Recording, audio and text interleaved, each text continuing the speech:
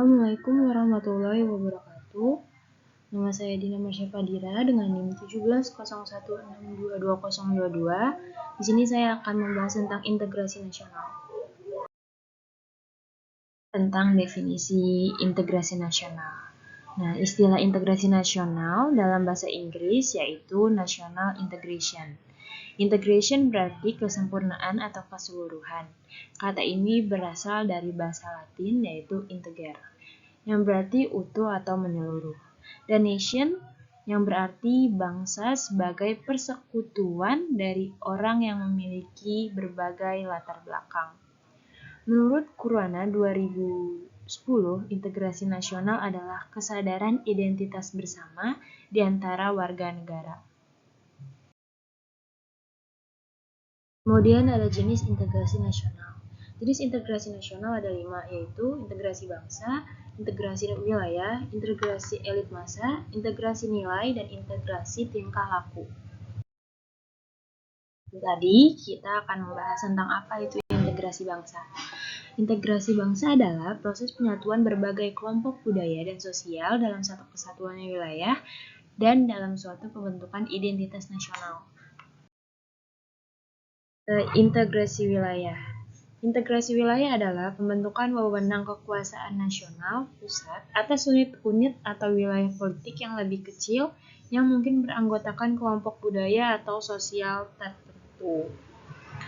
Contohnya Deklarasi Juanda yang terjadi pada tanggal 13 Desember 1957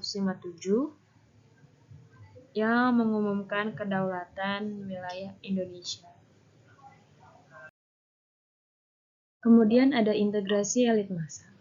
Integrasi elit massa yaitu hubungan antara pemerintah dengan yang diperintah, mendekatkan perbedaan-perbedaan mengenai aspirasi dan nilai-nilai pada kelompok elit dan massa. Nah, maksudnya ini dinamika integrasi elit massa ditandai dengan seringnya pemimpin mendekati rakyatnya melalui berbagai kegiatan, misalnya kunjungan ke daerah, temu kader PKK, dan kotak pos presiden. Yaitu integrasi nilai. Apa sih integrasi nilai? Integrasi nilai menunjuk pada adanya konsensus terhadap nilai yang minimum yang diperlukan dalam memelihara tertib sosial. Contohnya nilai Pancasila yang merupakan nilai integratif. Yaitu integrasi tingkah laku. Integrasi tingkah laku atau perilaku integratif menunjuk pada penciptaan tingkah laku yang terintegrasi dan yang diterima demi mencapai tujuan bersama. Contohnya, untuk mewujudkan perilaku integratif dilakukan dengan pembentukan lembaga-lembaga politik dan pemerintahan termasuk birokrasi. Nah, dari penjelasan tadi, apa sih pentingnya integrasi nasional? Nah, integrasi nasional penting agar tidak terjadi konflik. Ketika masyarakat suatu negara senantiasa diwarnai oleh pertentangan atau konflik, maka akan banyak kerugian diderita. Baik kerugian berupa fisik, material, seperti kerusakan sarana dan prasarana yang sangat dibutuhkan oleh masyarakat, maupun kerugian mental spiritual seperti perasaan kekhawatiran, cemas, ketakutan, bahkan juga tekanan mental yang berkepanjangan.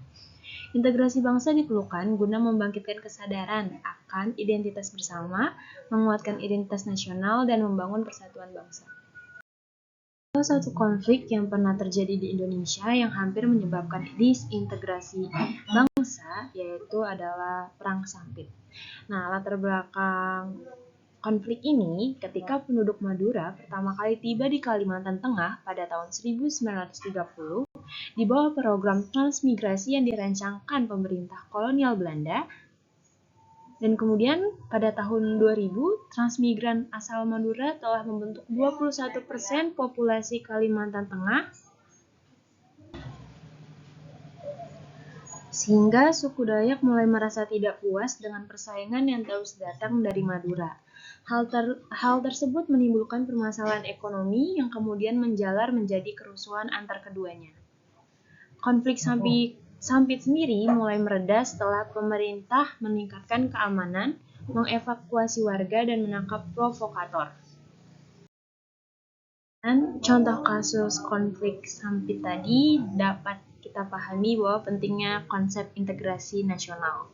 Nah, integrasi nasional sangat diperlukan oleh negara Indonesia karena dari integrasi nasional dapat mempersatukan perbedaan-perbedaan yang ada di Indonesia sehingga tidak adanya konflik perpecahan yang terjadi dikarenakan perbedaan semata. Sekian dari saya, kurang lebihnya mohon maaf. Wassalamualaikum warahmatullahi wabarakatuh.